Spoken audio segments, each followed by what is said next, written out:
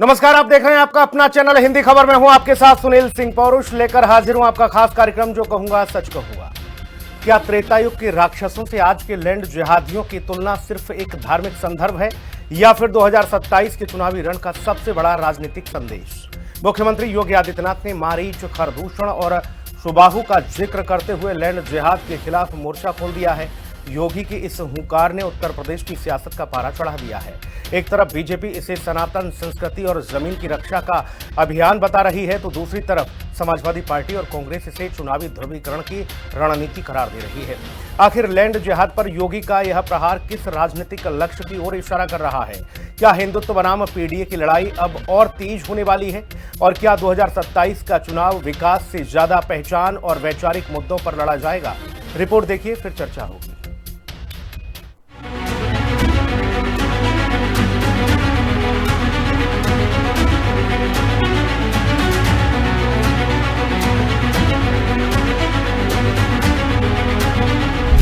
मारीच, खरदूषण, सुबाहु है लैंड जिहादी।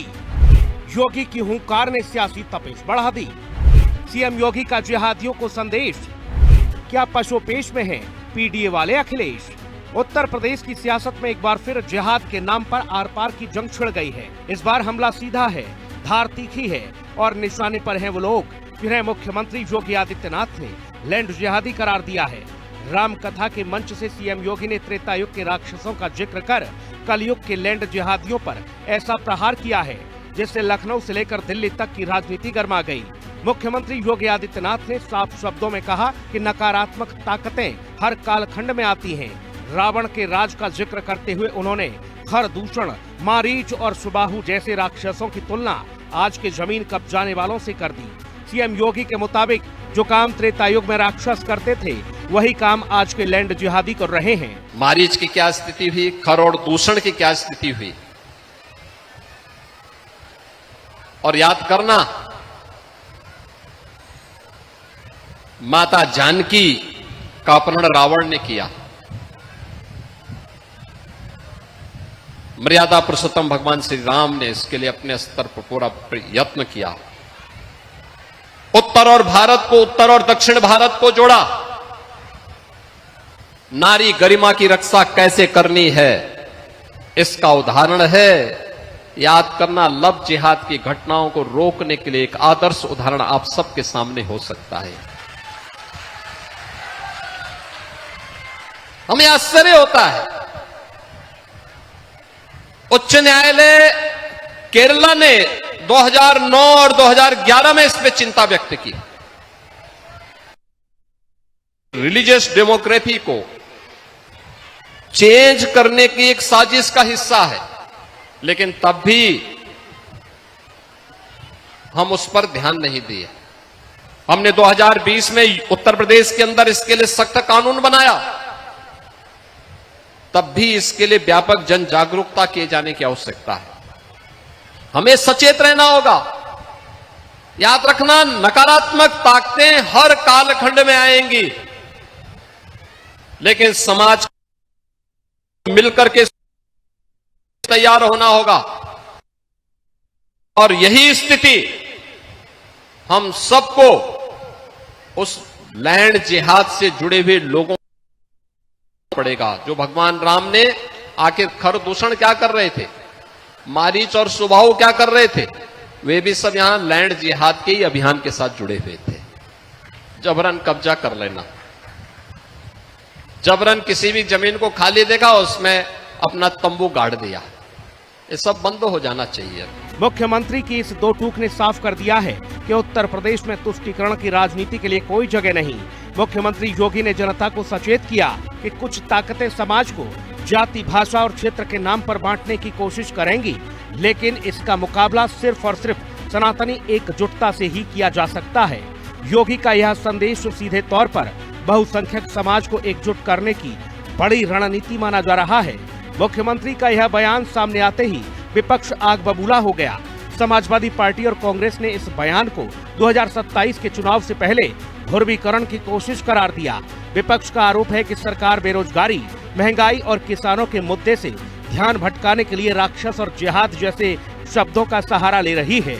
अखिलेश यादव के पीडीए यानी पिछड़ा, दलित और अल्पसंख्यक फॉर्मूले को काउंटर करने के लिए बीजेपी ने हिंदुत्व का कार्ड खेलना फिर से शुरू कर दिया है। माननीय मुख्यमंत्री योगी जी को अगर थोड़ा सा भी लगता है कि उन्होंने 9 सालों में उत्तर प्रदेश का विकास किया है, सुधार किया है, तो उन्हें अपनी उपलब्धियां चुनाव में गिनानी चाहिए, न कि लब जिहाद, लैंड जिहाद और धार्मिक इश्यूज को उठाना चाहिए। धार्मिक राजनीति उनकी यूएसपी है या विकास है, ये उन्हें तय करना पड़ेगा। देखिए, जनता के मुद्दों पर, चाहे बेरोजगारी, महंगाई हो या दलितों, महिलाओं पर जो प्रदेश में सबसे ज्यादा अत्याचार हो रहा है, जातिवादी मानसिकता से काम कर रही योगी सरकार में ब्राह्मणों को निशाना बनाकर मारा जा रहा, उन मुद्दों पर योगी आदित्यनाथ जी के पास और भारतीय जनता पार्टी के पास जवाब नहीं है।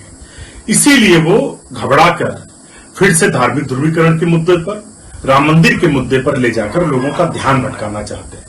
लेकिन उत्तर प्रदेश में जो लोगों को निशाना बनाया जा रहा है, नौकरियां मिल नहीं रही, पेपर लीक हो रहे हैं, महंगाई, बेरोजगारी चरम पर है, सरकार उस पर कोई इंतजाम नहीं कर रही, लोग उसी मुद्दे पर वोट करेंगे।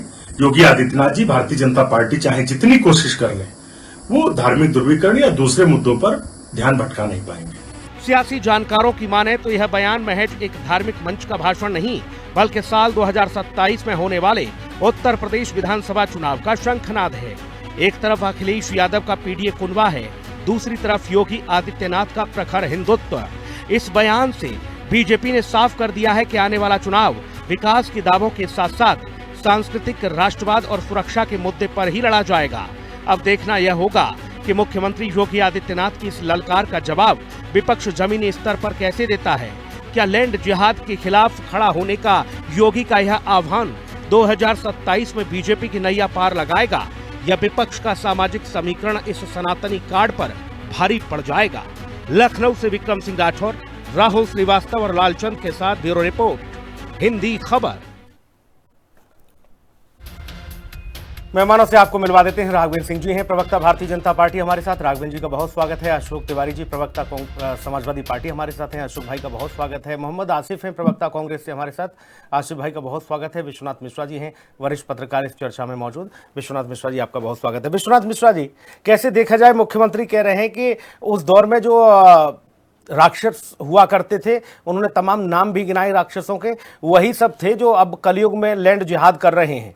उन्होंने एक बड़ा आह्वान किया आज, जिस मंच से, जो सनातन का एक बड़ा मंच था राम भद्राचार्य जी वाला, उन्होंने वहां से कहा कि समाज को भी निकलकर और खुलकर सामने आना होगा, ये लैंड जिहाद और लब जिहाद को रोकना होगा पूरी तरह।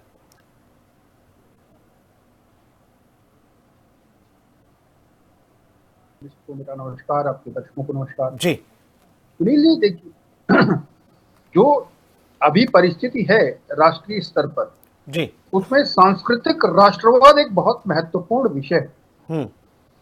कुछ दल एक वर्ग विशेष को सम्मोहित करने के लिए राष्ट्र का विरोध करने लगते हैं, कई बार अपनी सांस्कृतिक विरासत का विरोध करने लगते हैं, अपने सनातन धर्म का विरोध करने लगते हैं। वही सनातन धर्म जो बाकी धर्मों के मूल में भी नजर आता है। आप व्यक्ति का विरोध करिए, बिल्कुल ठीक, पार्टी का विरोध करिए, ठीक, विचारधारा का विरोध करिए, ठीक, लेकिन जब आप भारत का विरोध करते हैं, सांस्कृतिक राष्ट्रवाद का विरोध करते हैं, सांस्कृतिक जो हमारी परिपाटी रही है उसका विरोध करने लगते हैं, उस पर छींटाकशी करते हैं, ये जनता को स्वीकार नहीं है जी। और ये एक बार नहीं, आप देखिए बारंबार जनता इस बात को पुनः अपना आदेश जारी करती है, उन्हें बताती है कि देखो भाई ये गलत बात है, आप अति कर रहे हो, ये ठीक नहीं है, हमने आपको मौका दिया, आप ठीक नहीं कर रहे हो। देखिए ये लगातार, देखिए आप निरंतर ये परंपरा चल रही है जी। तो असली राजनेता वो है जो जनता की नब्ज को पहचाने, ये समझे कि जनता चाहती क्या है। अगर जनता जो चाहती है, आप उस लोकतंत्र की बात कर रहे हैं, तो लोकतंत्र मतलब लोगों का तंत्र, तो जो लोग चाहते हैं, जो लोगों को अच्छा लगे, जो लोगों की भावनाओं को कहीं हर्ट ना करे, उसके रास्ते पे चलिए, तो मुझे लगता है जनता आपका समर्थन करेगी। कहीं ना कहीं राजनेता जो हैं एक वर्ग विशेष को सम्मोहित करने के लिए इस रास्ते से भटक जाते हैं, वो बड़ा नुकसान कर रहा है। लगातार आप देखिए और इसका बड़ा लाभ बीजेपी को मिलता है। कई बार जाने कई बार अनजाने मिल जाता है। क्यों? दूसरी पिच पर कोई खेलने वाला ही नहीं है, दूसरी पिच की दूसरे वर्ग का कोई समर्थन करने वाला ही नहीं है, तो डिफैक्टो मान लिया जाता है कि बीजेपी समर्थक है। बाकी लोग भाई खड़े हो जाते हैं, अरे साहब आप क्यों एक वर्ग विशेष को क्यों मार रहे हैं, उन्हीं को क्यों, बेचारे ये एक छोटे वर्ग के हैं, ये इनकी संख्या कम है, मतलब नाना प्रकार के उसमें ऐसे विषय उठाए जाते हैं कि आम जनता, जो मेजॉरिटी जनता, उसको लगता है भाई अति कर रहे हो आप मेरे साथ। फिर वो अंत में अपना एक डिसीजन जो है जारी करती है, कहती थैंक यू, आपने बहुत किया, आभार आपका, और अब मेरा निर्णय ये है, अब इनको आने की जरूरत है। मुझे लगता है कि जिनको भी सत्ता में अब समीचीन बने रहने की अपेक्षा है, उन्हें जनता की नब्ज समझनी चाहिए, उनकी परेशानियों को, उनकी सांस्कृतिक विरासत को, उनकी अपेक्षाओं को समझना चाहिए, तभी वो बने रहेंगे। अन्यथा वो नेपथ्य में ही नहीं, वो विचारधारा से और सोच से भी बाहर चले जाएंगे। जी, अशोक तिवारी जी के पास जाऊंगा। अशोक तिवारी जी, आप लोग जनता की नब्ज नहीं पकड़ पा रहे हो, योगी आदित्यनाथ जनता की नब्ज पकड़े हुए हैं। उन्होंने एक बड़ा संदेश दे दिया आज। उन्होंने कहा लैंड जिहाद, लब जिहाद जो कर रहे हैं ये वही है, खरदूषण है, मारीच है, सुबाहु है, सुपर्णखा है। देखिए भाई, आप अच्छा सवाल कर रहे हैं भाई। मैं स्पष्ट कर दूं इस चीज को कि आप नब्ज की बात करते हैं, नब्ज तो आज इस समय नब्ज उनके हाथ छूट गई है, योगी जी के हाथ से नब्ज जनता की छूट चुकी है। अब वो कड़े संघर्ष में है, उनका सामान्य संघर्ष नहीं है इस बार जी। इस बार बड़ा संघर्ष है आदरणीय राष्ट्रीय अध्यक्ष जी से। आदरणीय राष्ट्रीय अध्यक्ष जी समान रूप से संस्कृति का सम्मान करते हैं और भारतीय संस्कृति का तो बहुत सम्मान करते हैं। भारतीय संस्कृति से बिल्कुल ओतप्रोत है। आज भगवान केदारेश्वर जी का मंदिर बन रहा है हमारा, और बहुत बड़ी शैली का बन रहा है, एकदम अनूठी शैली का। आज पेट में दर्द क्यों है? आज जो है पेट में दर्द है भाजपा के और योगी जी के खास तौर से। आज वो डरे हुए हैं, हमारे सनातन प्रेम से को देख के डरे हुए हैं। आज भगवान शंकराचार्य जी का जिस तरह सम्मान करते हैं राष्ट्रीय अध्यक्ष जी, जिस तरह से वो सम्मान करते हैं हमारा, ये देख के डरे हुए हैं। आज गौ माता की रक्षा की बात हम करते हैं, राजमाता घोषित करने की बात करते हैं, लेकिन हैसियत नहीं है, क्योंकि गोमांस कटेगा नहीं अगर यूपी में, तो जेबें कहां से गर्म होंगी। आज नंबर 1 पर है यूपी। सवाल इस बात का है कि कहने को छद्म हिंदुत्व करते हैं, असली हिंदुत्व नहीं इनके अंदर। इसीलिए तो कहा कि योगी कहना लायक नहीं रह गए हैं, आज कालनेमी के रूप में उपजे हैं, हिंदुत्व छोड़ चुके हैं। आज 2 भगवानों में जो है भगवान विष्णु के अवतार प्रभु श्री राम और भगवान विष्णु के अवतार प्रभु परशुराम जी में अंतर कर दिया इन्होंने। एक की छुट्टी कैंसिल कर दी कि नहीं करी। सवाल इस बात का, जो भगवानों में अंतर करे, जो बटुकों की चुटिया खींच के मरवाए पिटवाए, शंकराचार्य जी का अपमान करे, भगवान परशुराम का आदर न करे, ऐसा व्यक्ति सनातनी नहीं हो सकता कम से कम। आज पंडित सब का अपमान किया गया, अवसरवादी कहा गया। इस सरकार में जितना अपमान हुआ सनातन का कभी नहीं हुआ। आज प्रभु श्री राम जी का मंदिर जो बना है वो कोर्ट के आदेश पर बना है, करोड़ों करोड़ हिंदुओं की आस्था का केंद्र है वो। वहां पर चोरी जो कि लगातार मीडिया दिखा रही है, भारत समाचार पे आ रहा है, आज जो है न्यूज 18 पे आ रहा है, तमाम चैनल दिखा रहे हैं इस चीज को। हम अकेले कहें तो आप कल हम इस पर चर्चा कर चुके हैं अशोक भैया, कल हमने इस पर चर्चा करी थी। अशोक यादव जी थे कल हमारे साथ, हम इस पर चर्चा कर चुके हैं। सनातनी है ही नहीं ये सनातन से बाहर कर दिए, बाहर है, अपने खुद ही चले गए। ये कौन तय करता है? ये कैसे तय होगा अशोक भैया, कैसे तय होगा? भगवान केदारेश्वर जी का मंदिर बन रहा है, राष्ट्रीय अध्यक्ष जी गोपालक है, गोरक्षक है। आपके केदारेश्वर मंदिर से, आपके केदारेश्वर मंदिर इटावा वाले से अशोक तिवारी जी, क्या बुंदेलखंड के लोगों की, पूर्वी उत्तर प्रदेश के लोगों की, अवध के लोगों की, पूर्वांचल के लोगों की एकदम आस्था जुड़ गई है? सब लोग जा रहे हैं वहां भोग प्रसाद चढ़ाने। भगवान, आप भगवानों में भेद करेंगे, आप भगवानों में भेद करेंगे। सारे मंदिर एक हैं, सारे मंदिर ताकतवर हैं। अब सब घर में बनवा ले मंदिर का, सारे घर में बनवा ले मंदिर, अच्छी बात है। बाकी धर्म के लोगों पर कभी कुछ नहीं कोई टिप्पणी आती है। मक्का मदीना क्यों जा रहे हो, वहां क्यों जा रहे हो जब हर जगह मस्जिद है? तब बताती है अशोक भाई, सारे भगवान एक हैं और सभी का सम्मान। अशोक भाई इतना बता दो, बाकी धर्म के लोगों के लिए, सबके लिए मस्जिद है। फिर वो मक्का मदीना क्यों जाते हैं, फिर वहां हज करने क्यों जा रहे हैं, वहां उनके लिए वो क्यों है? वो अलग विषय, वो विषय ही अलग है। क्यों अलग है? क्यों अलग है? काशी मथुरा अयोध्या, काशी मथुरा अयोध्या प्रयागराज को आप केदारेश्वर महादेव वहां से जोड़ रहे हो इटावा से। जाते हैं, मैं कहता हूँ काशी विश्वनाथ को जाते हैं। अलग अलग मंदिर का अलग अलग महत्व होता है, सब जाते हैं। तो आप इटावा वाले मंदिर से कैसे जोड़ दोगे सब तीर्थ स्थानों को? छाती में दर्द हो रहा है, आज भाजपा बिलख रही है। गाय को राजमाता खुश करने में इनके पेट में दर्द हो रहा है, डरे हुए हैं। गोमांस बेचेंगे, जरूर बेचेंगे, आज गोमांस पर प्रतिबंध नहीं लगाएंगे। आप गैया मैया को मानते हो माता या नहीं मानते हो? क्या आप गैया मैया को माता मानते हो, नहीं मानते हो? ये सवाल हमसे पूछ रहे हैं आप? सर मैं आपसे पूछ रहा हूँ। आपको विश्वास नहीं है क्या? नहीं, अरे गाय हमारी माता आपने कहा मैं लिखित पढ़त में दे दो। और गाय हमारी परम पूज्य माता है, बस तो ठीक है, माता है गाय। बस ठीक है, उसके बाद दोबारा आऊंगा आपके पास। मैं मोहम्मद आसिफ आपके पास आ रहा हूँ। बंद हो देंगे, ठीक है। आज गाय को राजमाता घोष करें, ठीक जी, मैं कह रहा हूँ आपके मंच के माध्यम से। ठीक है अशोक भैया, ठीक है, आ रहा हूं, दोबारा आऊंगा। मोहम्मद आसिफ, क्या मूल मुद्दों से हटकर वैचारिक विषयों पर चुनाव होगा 2027 का? और जो लैंड जिहाद कर रहे हैं, लव जिहाद कर रहे हैं, वो वही है जो राम काल में, भगवान राम के समय, रावण के समय जो लोग मारीच थे, जो लोग खरदूषण थे, शूर्पणखा, ये जितने दैत्य राक्षस थे वो वही हैं। आपको लगता है भारतीय जनता पार्टी मुद्दों पे चुनाव लड़ लेगी? भारतीय जनता पार्टी कभी मुद्दों पे चुनाव लड़ ही नहीं सकती। योगी जी ने बात रखी राक्षस की, तो हमने भारतीय जनता पार्टी का एमएलए कुलदीप संघेर जैसा राक्षस उसी उत्तर प्रदेश में देखा है, जिसने बच्ची का बलात्कार तो किया, उसके पिताजी को थाने के अंदर मरवा दिया और 2 गवाहों के ऊपर गाड़ी चढ़वा के हत्या करा दी। इससे बड़ा राक्षस शायद मुझे उत्तर प्रदेश में कोई मौजूदा हुकूमत के अंदर नजर नहीं आया। इतना बड़ा राक्षस, उस राक्षस का जिक्र शायद योगी जी कर रहे थे, ऐसा राक्षसों का जो भारतीय जनता पार्टी का संक्षेप है, बलात्कार करते हैं बच्चों के साथ में, उन दलित बच्चों के साथ में बलात्कार करने के बाद में उनकी अर्थी तक उनके परिवार को नहीं दी जाती। ये हमने हाथरस के अंदर देखा। उन हाथरस के अंदर उन राक्षसों के साथ भारतीय जनता पार्टी के हाथरस के एमपी को शिष्टाचार मुलाकात के अंदर हाथरस की जेल के अंदर जाते देखा। ये वही राक्षस का जिक्र कर रहे हैं ना। आज लैंड माफिया नहीं, आज अगर उत्तर प्रदेश में कुछ सबसे ज्यादा माफिया है तो सरकार माफिया। सरकार ने किस तरीके से उत्तर प्रदेश के सरकारी स्कूलों को बंद कर दिया। असल लड़ाई आज एजुकेशन की है, शिक्षा की है।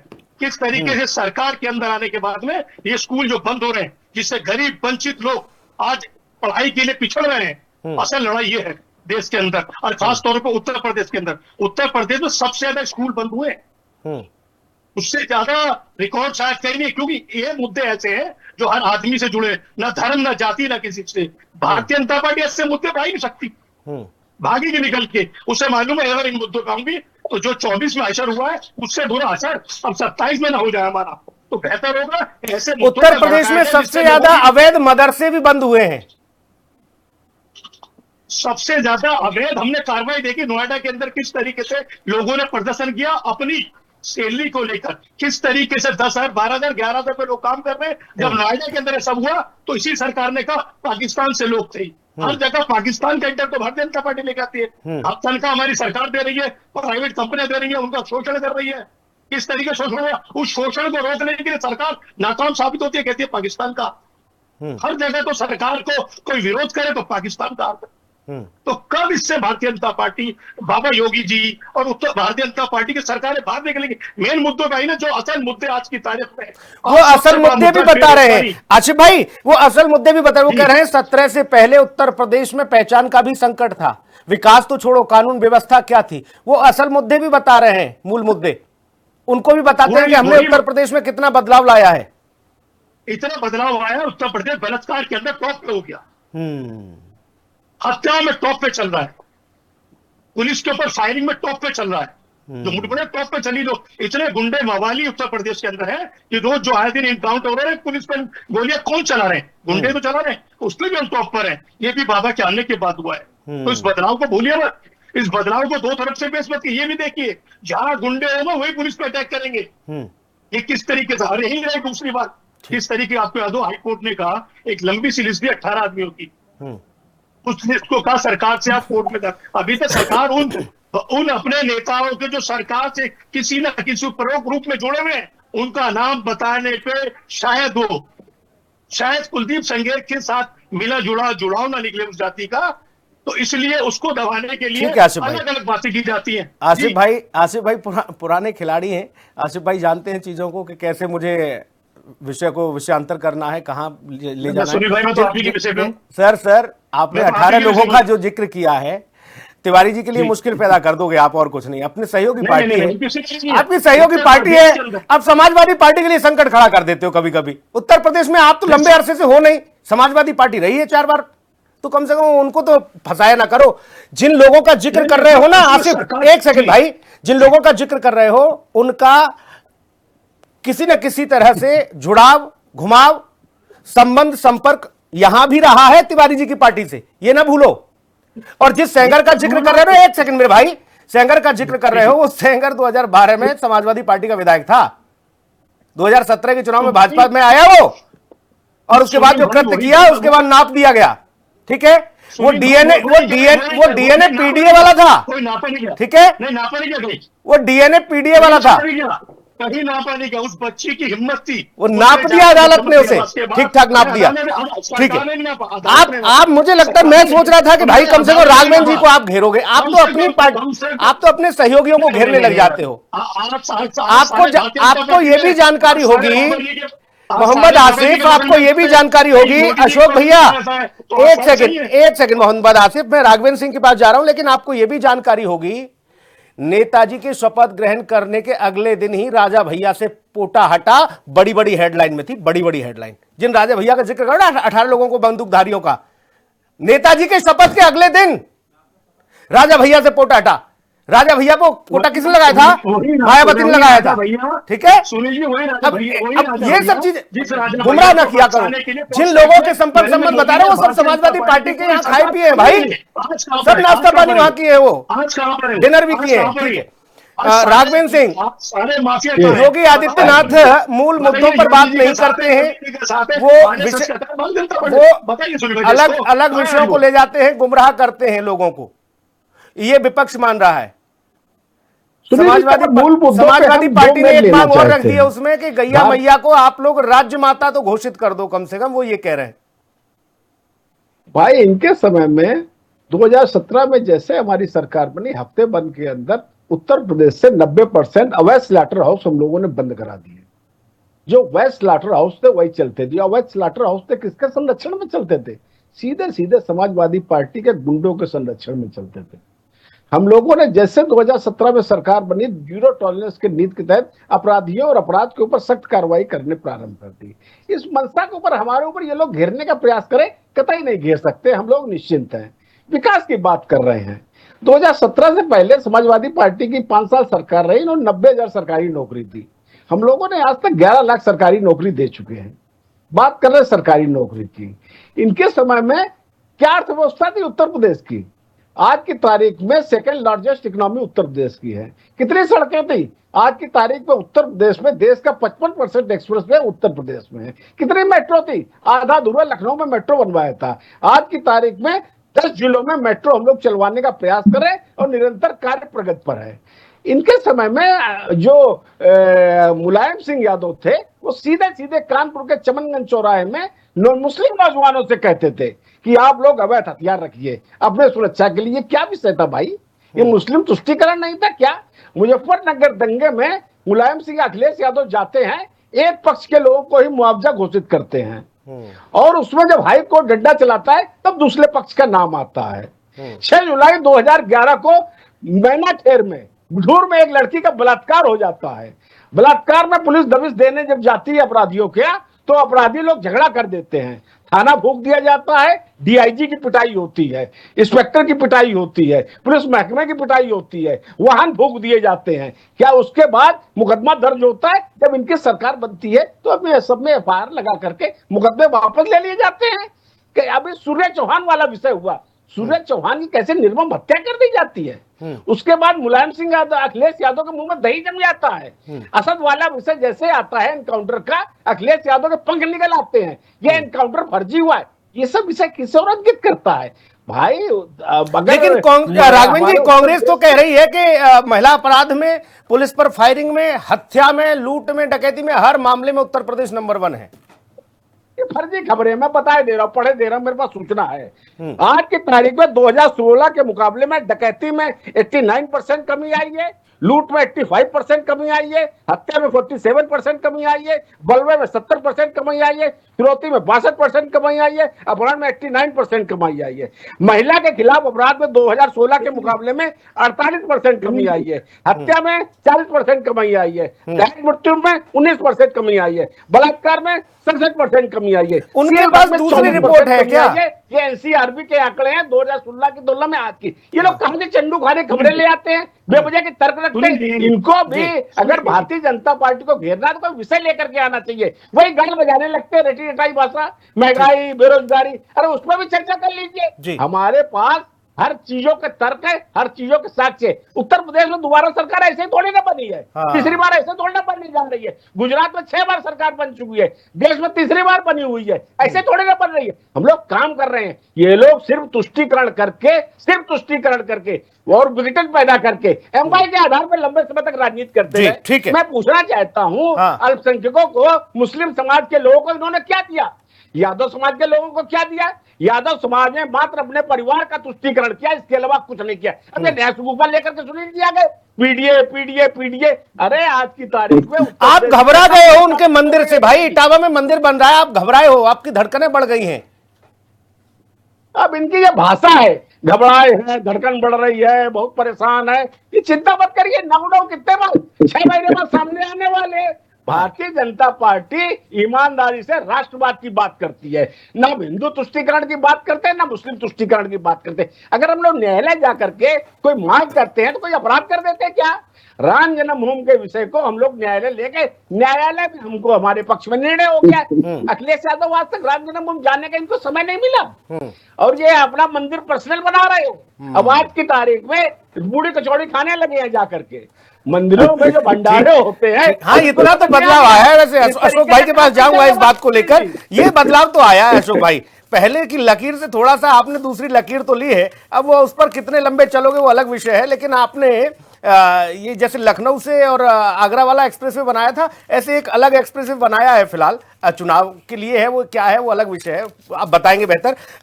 विश्वनाथ मिश्रा जी, आपने तीनों प्रवक्ताओं को सुना, क्या लग रहा है उत्तर प्रदेश में?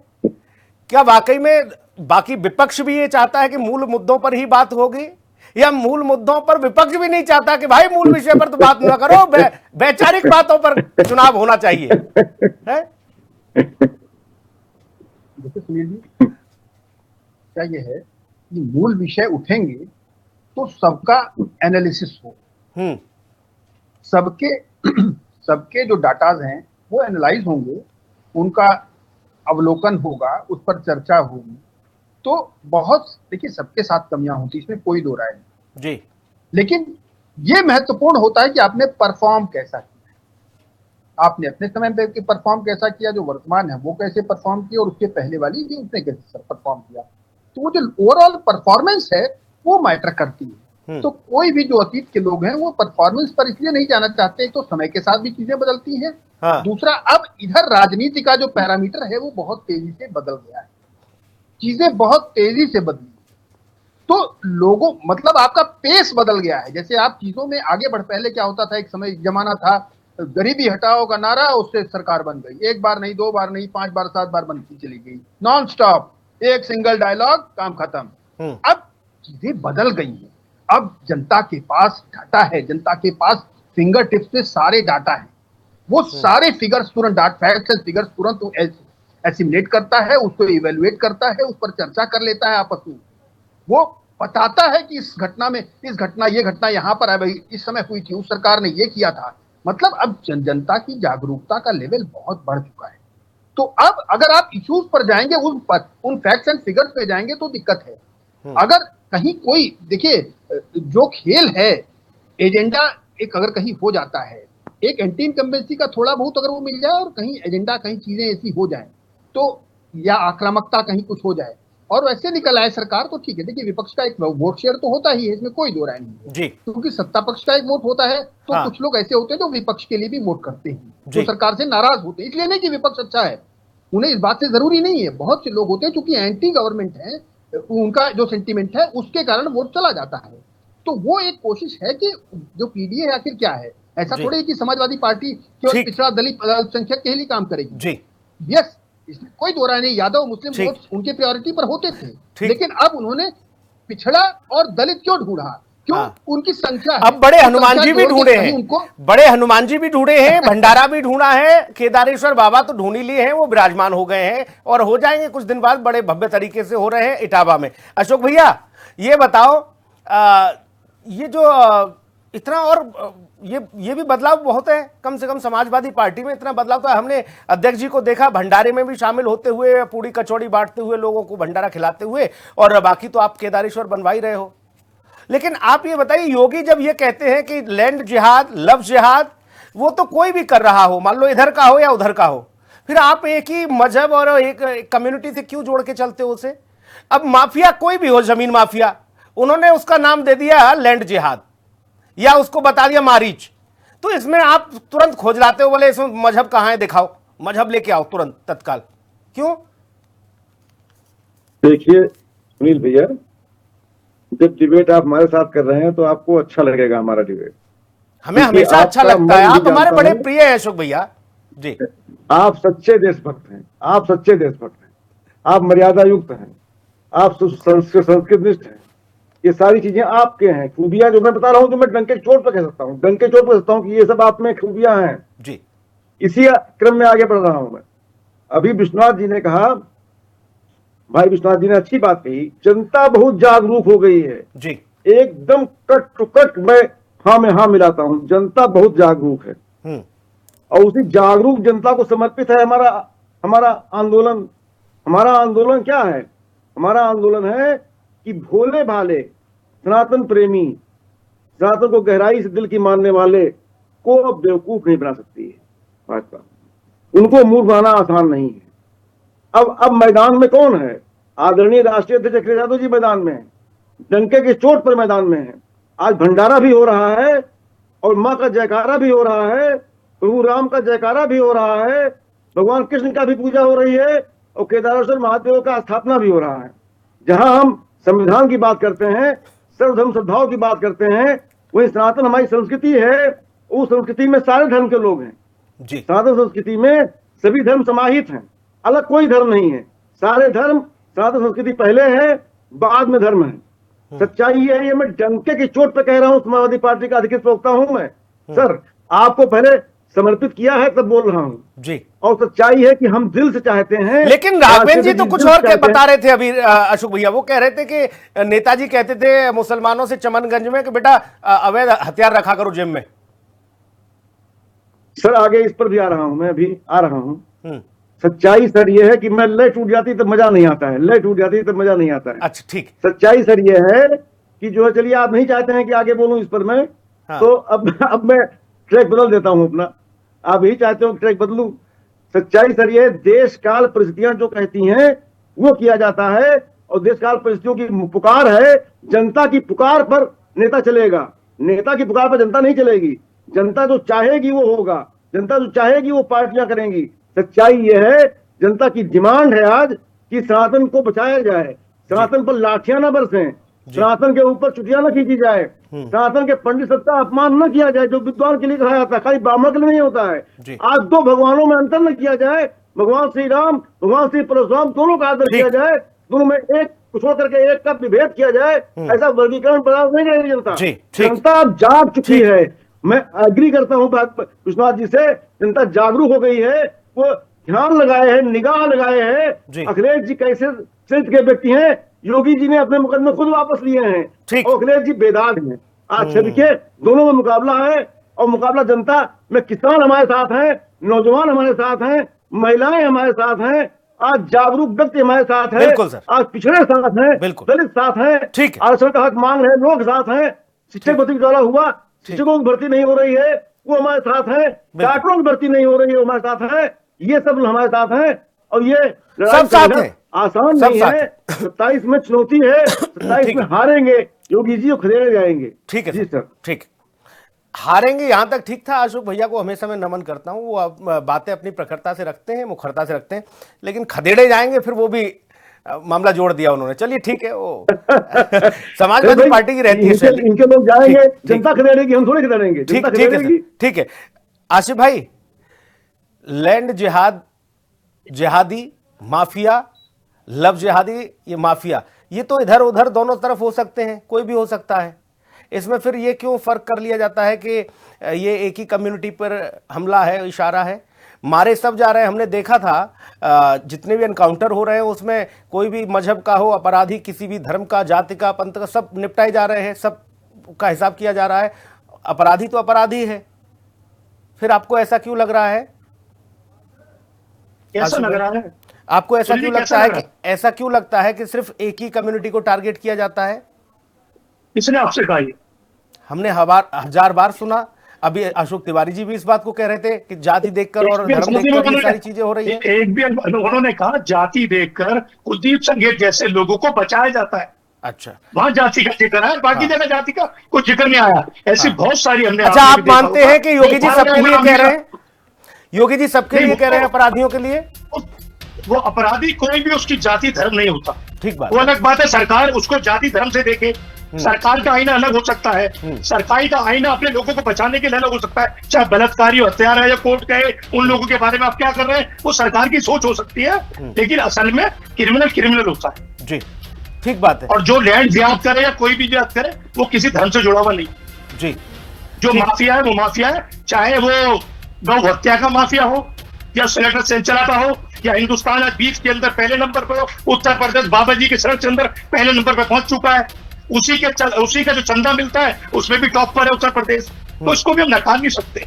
आप अपने धर्म की राजनीति करने के लिए भारतीय जनता पार्टी को जैसा लगता है वो शूट कर रहा है। जवाब दीजिए भाई राघवेंद्र जी। लेकिन जिस तरीके के आज भारतीय जनता पार्टी बस के बात अभी गाजियाबाद के अंदर त्यागी की हत्या हुई, उस हत्या के अंदर एनकाउंटर किया उन्होंने नहीं किया, यही सारी वजह है। राघवेंद्र जी को बोलते में दिक्कत होती है। अपराध में नंबर करने वाले बताया करिए, गाल मत बजाया करिए। आप एक गंभीर प्रवक्ता है क्या? कांग्रेस के मित्र जो हमारे मोहम्मद आसिफ जी है, इस प्रकार से मत बोला करिए। आंकड़े बताया करें तो उसका स्रोत बताया करिए, ऐसे मत कहा करिए। अभी हमारे कह रहे थे गोपालक हैं, मेरी बात होने दीजिए, आप शांत हो जाइए। आप जल्दी से राघवेंद्र जी अपनी बात कंप्लीट करें। अपनी जगह आज बीतते कहां पर है? आगे बात आ गई सर आपकी, मोहम्मद आसिफ सर, आपकी बात आ गई है। अरे कौन आंकड़े हैं? सर आपकी बात आ गई है, आपका मोहम्मद आसिफ जी बताइए। वो भी तो आंकड़ा ही बता रहे हैं। बातें करते हैं आपने समय में भाई, आंकड़ों को छोड़ो। बंद कर दिए गए, 3 दिन के अंदर बंद कर दिए गए थे। समाजवादी पार्टी की सरकार थी सुनील जी, कानपुर में बैठा हुआ हूँ, कानपुर में 1 सैकड़े से ज्यादा स्लॉटर खुले काम करते थे, फिर उस महकमे के लोग जाते थे, उन्हें मार के भगा दिया जाता था। ये स्थिति उत्तर प्रदेश की थी। आज की तारीख में उत्तर प्रदेश में जो भी स्लॉटर हाउस है वो अवैध नहीं है, वैध स्लॉटर हाउस है, उनका लाइसेंस होता है। अब मैं बात कर रहा हूँ अखिलेश यादव की। अखिलेश यादव गोपालक बता रहे थे सुनील जी। मुझे याद है कन्नौज में ही अखिलेश यादव ने कहा था गोबर से बदबू आती है। कमाल के गौपालक मुझे लंबे समय से देख रहे हैं अखिलेश यादव। ठीक है सर, ठीक है, थोड़ा समय का मैं रोकूंगा आपको। उन्होंने ये भी कहा था बदबू आती है, उन्होंने ये कहा अयोध्या में ये तेल वाला दिया क्यों जला रहे हो, मोमबत्ती जला दो, ये भी कहा था। वो तेल ज्यादा खर्चा कर रहे हो, क्यों कर रहे हो ये दिवाली पर, ये भी ना करो। कुछ ऐसी बातें रही। बयानवीर तो हर जगह है, छोटे से लेके बड़े तक। कौन क्या बयान नहीं दे रहा है? सब राजनीतिक दल में बयानवीर हैं आशिफ भाई, कांग्रेस में, सपा में, भाजपा में, हर उसमें बयानवीर है। लेकिन जनता को किसका बयान रास आ रहा है, इतना मान लो। जनता किसके बयान को सिर माथे ले रही हो करिए, ये बयान मुझे शूट करता है, ये मेरे लिए मुफीद है, ये मेरे लिए फायदेमंद है, उसको रोली चंदन लगा देती है जनता। अब आपके बयान ये है, कहेंगे आपके नेता ये कहेंगे कि इस डीएम से जूते साफ कराऊंगा, तो पता लगा उस मामले में आप 2 साल जेल में और सजा हो गई आपको। फिर वो कहेंगे जितने भी ये अफसर हैं इन सबके नाम लिखो, हमें लग रहा है ये सत्ता पक्ष की तरफ काम कर रहे हैं, हमारी सरकार आएगी तो इनका हिसाब करेंगे। ये बात नहीं जनता को समझ में आ रही, तो आपको कह देते हैं कि नहीं हटाओ, कोई राक्षस, कोई दैत्य, कोई कुछ, कोई प्रधानमंत्री को देशद्रोही बता देता है सांसद, यह भी समस्या है। तो उन सब चीजों की बयान का बहुत बड़ा फर्क होता है सर। बयान से तो सारा पासा पलट जाता है सियासत का। मणिशंकर अय्यर ने खेल कर दिया था 14 में, बहुत बड़ा खेल कर दिया था, वो आज तक भुगत रहे हैं उसकी सजा कांग्रेस में। बाकी देखना होगा कि 27 तक और न जाने कितने बयान और कैसी ये तकरार आएंगी सामने, और जनता किसको पसंद करेगी किसको नापसंद। धन्यवाद, नमस्कार।